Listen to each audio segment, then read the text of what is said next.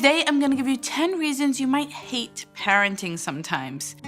Hey, no shame, we all do. But I want to help you to get out of these patterns and to start to love parenting and parenting from love. Hi, my name is Avital. I'm a mindful parenting coach and the mother of 5.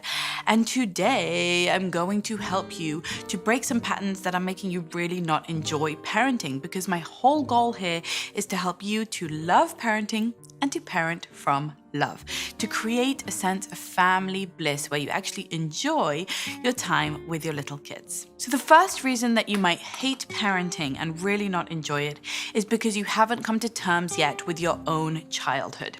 When we haven't done any kind of inner work, inner reflection of understanding how we were parented, what actually happened in that childhood of ours, then we are holding on to a whole bunch of baggage. Our inner worlds are a bit like a minefield. And what can happen is we continuously get triggered by our children's behaviors because we haven't addressed our inner wounds, our inner child, if you like. Now, one of the best books for working through this is Parenting from the Inside Out by Dr. Daniel Siegel. Another great approach is to go to therapy and to actually make strides to really understand and make sense of what happened to you in your childhood. And this doesn't mean your parents were bad parents. I'm sure they did the absolute best they can, and they probably did a lot of things really, really right. But everybody's human and everybody has wounds from their childhood. Everybody has ways that they weren't properly seen, heard, witnessed, or maybe even neglected, abandoned, or abused. And if you haven't come to terms with those things, really faced them and understood them and put them in their proper place to rest, then they will continuously haunt you as you raise your children, because we project onto our children things that we experienced in our past. And if we're not free from our past, then we can really suffer in our present and take it into the future as well. So my first tip for you, if you really find yourself getting constantly triggered and down and bummed out and angry and yelling and activated by parenting itself, by being with your kids, is to go through a deep process, a very real process, a psychological process of analysis, of understanding. And this doesn't mean you have to dig into your past for years and years and years or spend tons of money on a therapist's couch. It just means you need to do a little bit of work. That book will get you started. I'll link to it below, to understand what happened and make conscious decisions of how you might want to do things slightly differently. Number 2 is you are still waiting to be parented yourself. And this is similar to tip number 1 because it harks back to your childhood. But if you never had a parent who truly nurtured you, someone who role modeled for you what it means to be an adult, someone who was really grown up and took responsibility for themselves and their lives and had enough space in their hearts and in their lives to nurture and nourish you emotionally and physically, then you might still be waiting. You might still feel depleted and unfulfilled, and like you're waiting for someone to be kind and patient and a leader, a guide for you. If you never experienced that with a parent that did it for you, then you might be having trouble giving that over to your children. And you might really hate it because you might feel like, why should I give and give and give and no one gives me anything in return? That's a sign that you feel depleted in yourself, that you feel that you've never been truly given to and loved unconditionally and cared for and led as a parent needs to lead their children. And the answer here, beyond all of the psychological work and what we've spoken about already, is to start to parent yourself, is to start to actually split your consciousness and become aware that you have an inner child that still hurts and still wants to be taken care of and still wants to be treated kindly and wants to be loved. And you also have your adult self that needs to grow up and take responsibility. And those are two very different sides of you, of each of us. And we need to come to terms with both of those sides and let them both live and breathe and be treated well. So it's hard to parent little kids when we feel Like, hey, what about me? And if you're stuck in the what about me mindset, then I want you to start to treat yourself like another child in the family. Treat yourself kindly, take care of yourself. You're making a meal, do it for yourself too, right? You're cleaning up after others, do it for yourself too. Really bring yourself into the equation, into the feeling of the family as someone who's also getting nurtured by you.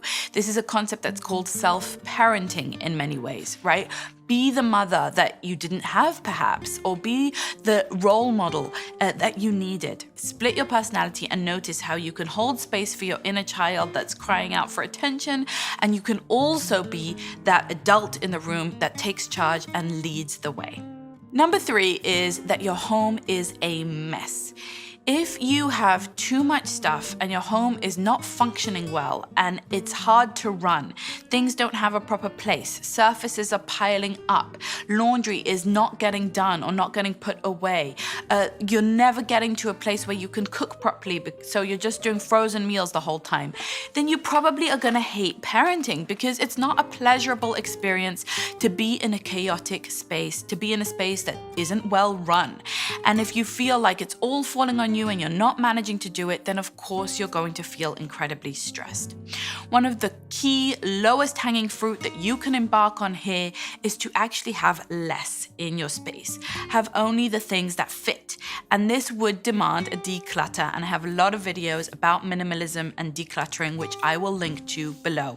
But if your house is a mess and there's too much stuff to handle, then of course you're feeling stressed and overwhelmed, and of course you're not going to enjoy it very much. What we want to do to really enjoy parenting is to create a great atmosphere in the home. I will link to my video about how to do that below. But the truth is that you have to make this a pleasurable experience for you. Parenting can be so unpleasant. We can suffer through it. It can be overwhelming and maddening and triggering, or it can be fulfilling, satisfying, and pleasurable most of the time, or much of the time.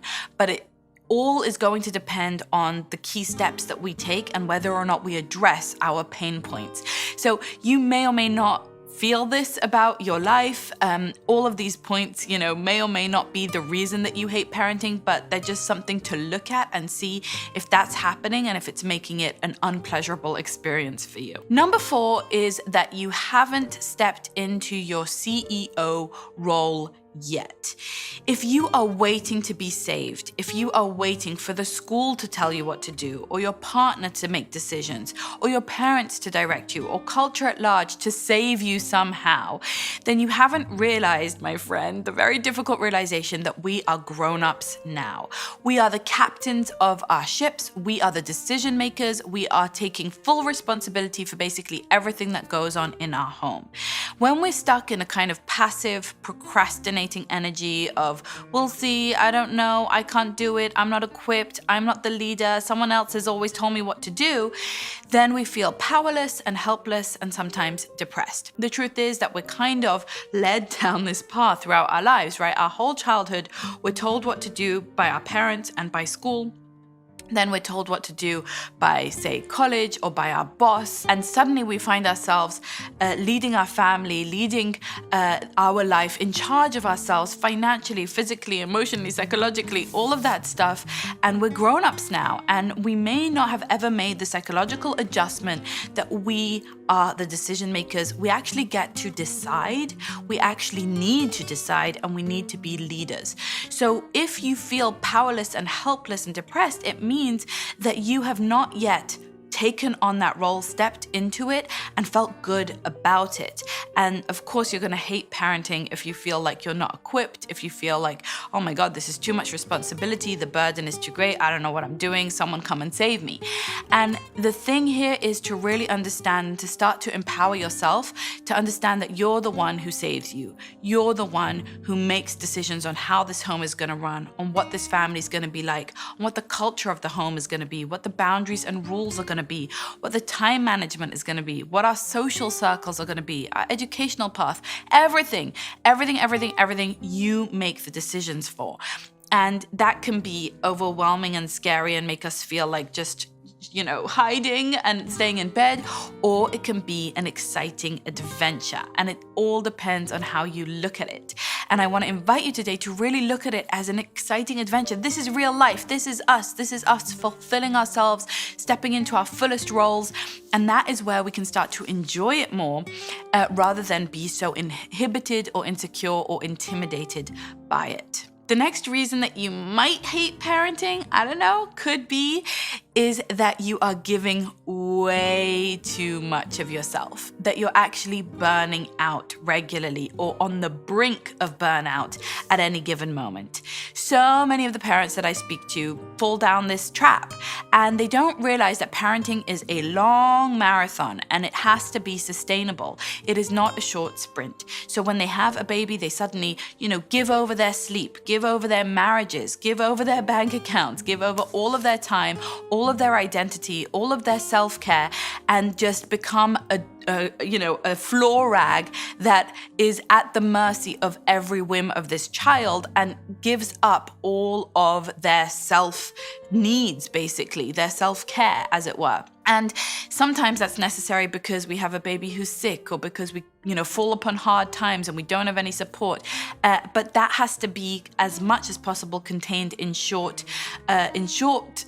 periods of time and then quickly rehabilitated and reinstated as a more sustainable approach. The approach that I'll just give, and I will, throw myself into parenting 1,000,000% all of the time is not sustainable.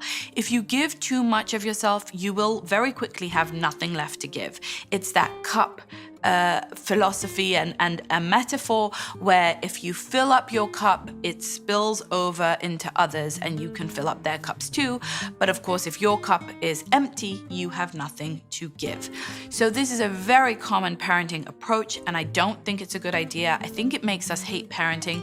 I think it makes us resentful of our children. I think it catapults us into victim mindset, and it's just not very pleasurable to be in a place where you feel like you're always the one giving and you don't receive. The thing is that no one else is going to say, hey, why don't you sit down? Why don't you sleep in? Why don't you do a bit less? Why don't you chill? I'll take care of this. The more that we give, the more people will happily receive because everybody wants that and everybody enjoys that, and that includes our children.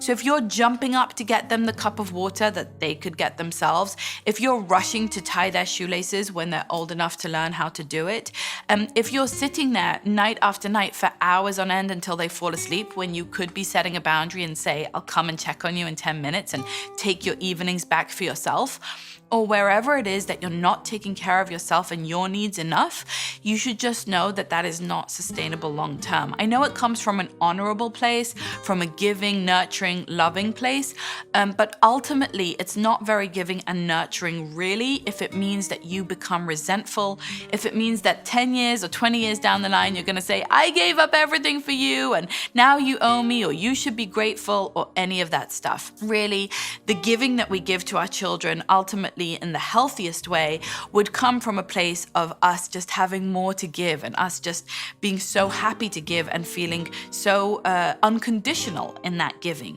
When we feel like we're burning out, we're giving too much, then of course we're going to hate parenting. We're really not going to enjoy it. We're going to feel completely depleted by it and like we want to escape it. So I just plea that you watch my video about self-care, that you start to prioritize your own needs so that you can give from a place that is truly a cup that spilleth over. Number 6 is that you're not addressing key behaviors that are leading you to suffer. If your child is getting up multiple times in the night, is very whiny or clingy, is having severe tantrums all the time, is biting or hitting or kicking or talking back or making crazy messes, or any of the behaviors that might be driving you a little bit crazy and making you not enjoy their company, then you need to address them. You need to have some kind of game plan. You need to learn about where those behaviors come from and how to handle them. I will link below to some resources for handling behaviors like screaming and tantrums that I have put together. And this is something that we invest heavily in Present Play in our Create Power Month.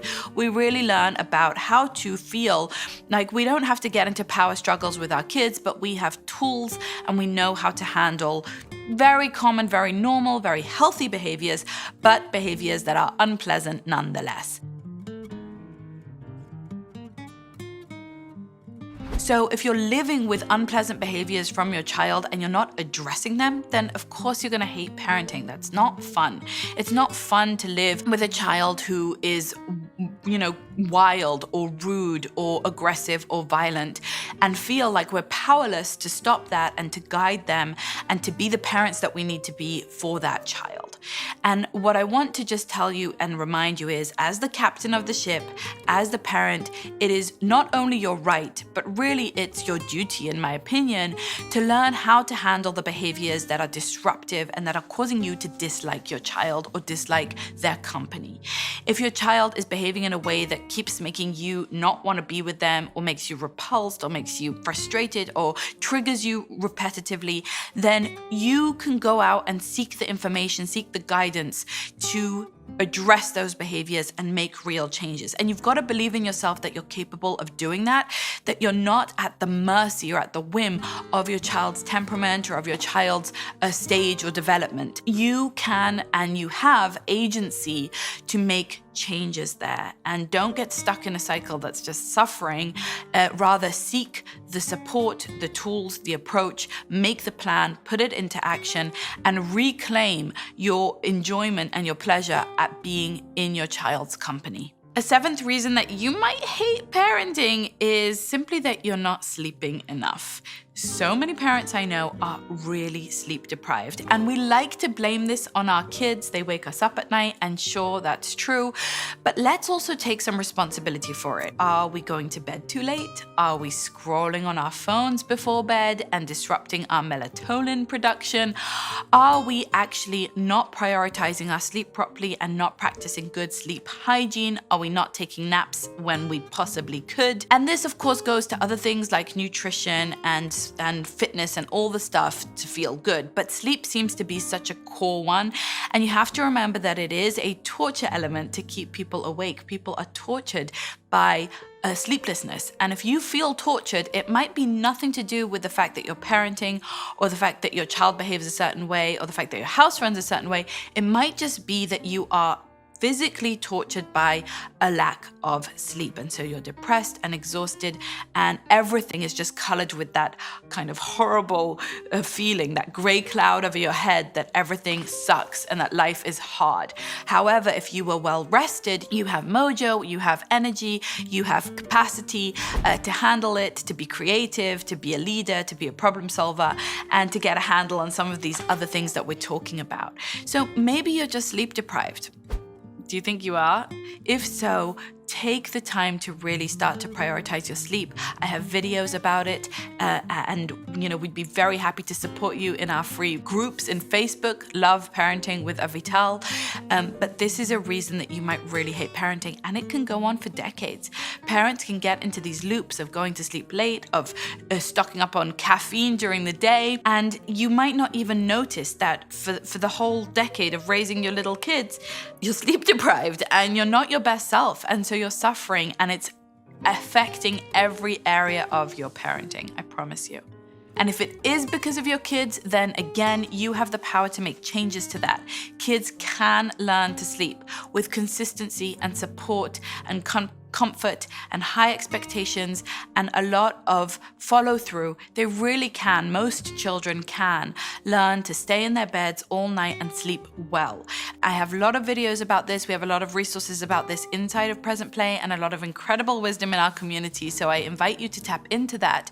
But ultimately, if you are stuck blaming your children again and again, like I can't sleep because of them, then I want you to take back that responsibility and say, actually, it's up to me to teach them how to sleep and what our expectations are and to set the right atmosphere for it, because our sleep is crucially important to every other area of our life.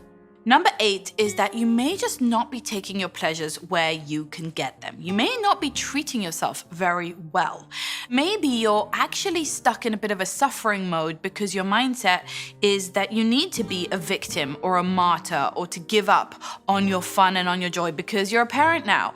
I've seen parents who tell me I could never leave my child with a babysitter. They only want me. I can't even go to the supermarket by myself, or I don't have time to paint my nails, or I don't have time to drink my coffee while it's hot. And I've got to call a little bit of BS on this. Sometimes it's true, sometimes we have extraneous circumstances that really demand that we have zero self-care. Although, even then, it would be better if we tried to prioritize it so that we could show up well to the emergency or to the difficulty. However, most of us and most of the people I speak to could certainly swing a little bit more self-care or a little bit more treating themselves nicely, but they're not prioritizing themselves. They're not taking their pleasures where they can. A lot of moms or new moms let themselves go completely, right? Like, oh, I'll just eat whatever, my toddler's leftovers. I'll just stay in the same pajamas for 3 days in a row. I don't need to take care of myself anymore because now it's all about my child. And I think that mindset for most people actually leaves us feeling really down. It doesn't feel good. We too are people, not just our kids. We too have needs. We too get to enjoy our life if we so choose. And I want to recommend to you that you choose to enjoy your life, that you choose to treat yourself well and to take your pleasures where you can. So what I mean by that is if you want to have a walk and be in nature, then have a walk and be in nature with your children. It's absolutely fine. If you want to get a babysitter and go out with your partner in the evening, then do so if you can afford to, or do a date in, right? If you want to save the money. But the point is to actually enjoy your life, to prioritize it, to make it something that you care about. And the reason I say this is not to be frivolous or just over the top or to assume that everybody has all this extra time or money to do this kind of thing, but actually because when we take our pleasures where we can, it's a way of re-energizing ourselves, and it makes us more sustainable in the long term to show up for our kids with a smile on our face.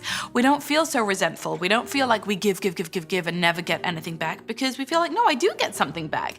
I took that bath, or I fixed myself the food I love, or I put an arrangement of flowers on the table that is enjoyable to me. If you are in a mindset of I'll be dead last or I don't matter anymore, that's gonna leave you feeling like you hate parenting. That's gonna leave you feeling bummed out, like you've been left behind, like you're not a person anymore because now you're all about the baby, you're all about the kids. I don't think it's a good approach, and I don't think it's what I want my children to see.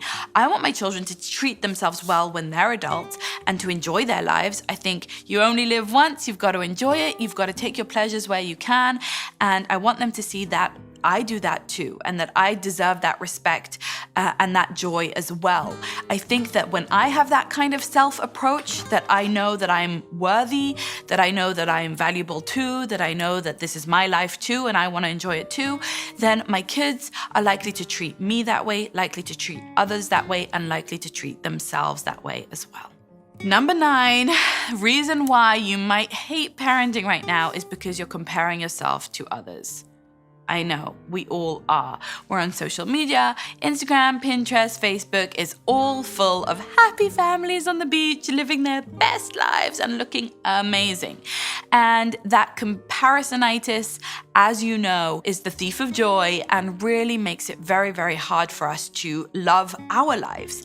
And if you are finding yourself constantly comparing yourself unfavorably to others, I want you to think about what that's doing to your level of happiness and health. I sometimes catch myself looking at families and thinking how incredible they look, or how amazing their houses are, or how happy they seem, or how peaceful they are. And of course, we all have to remind ourselves that we're just seeing the highlight reels. We're just seeing the touched up, edited photos that people have chosen to publish and show to us. They are showing us, including myself, the very best face of their family, the very best part of their lives. We're not seeing everything it took to get there. We're not seeing the argument that happened a moment before the picture was taken. We're not seeing the lowlights, right? The down times. And also we're seeing someone else with a different set of resources and genes and approaches and values and lifestyles and all of that stuff. Someone with a completely different kind of deck of cards that they were handed. And so it's ridiculous. It's comparing apples to oranges for us to compare ourselves to them. I think we all know this logically, but we still do it. We still scroll and just end up feeling bad about ourselves. So if you feel like you hate parenting, maybe you are comparing yourself to some ideal that does not exist, that is not real, some fantasy, some image in a magazine or on Instagram that isn't even true for those people, let alone for you. And instead of that, I want you to really start to turn inwardly and look at the things you love about your own life. When you notice something on Instagram, you can say, oh, that's interesting. I notice I'm always jealous of those Hawaii families. That's mine. And that actually could be really useful information to say, oh, I guess that's something I want to add to my vision board.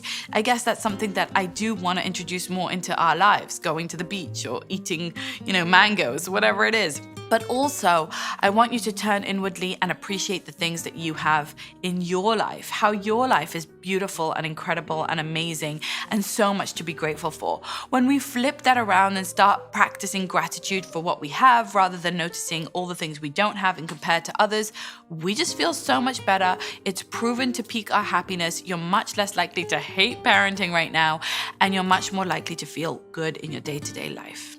And finally, the 10th reason that maybe you hate parenting right now is if you have a fixed mindset.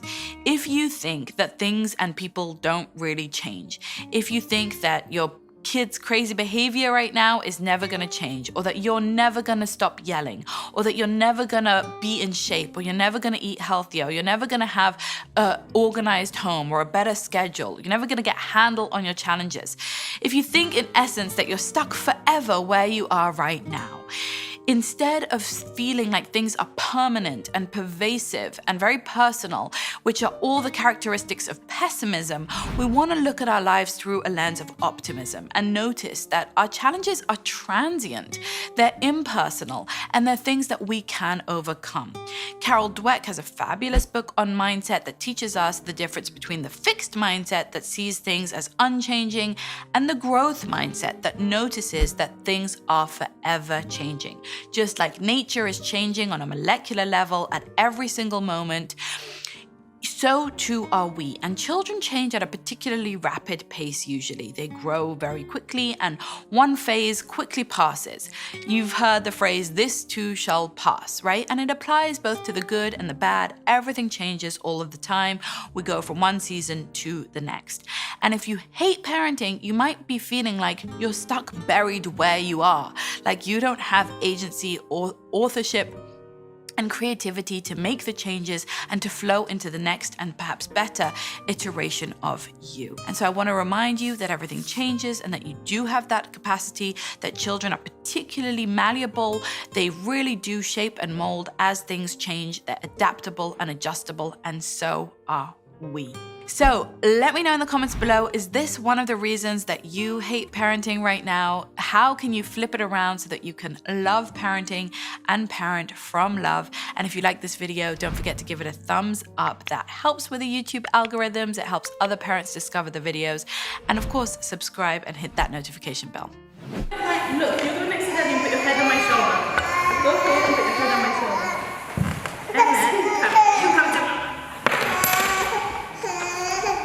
Everybody look at Tamara. Hey, are you advertising for Bird Fees today? He's got it in now. Okay. Eli? Come out a bit so we can see. Where are they? Liam? Oh, Are we advertising or something? No, not for real. Okay, ready?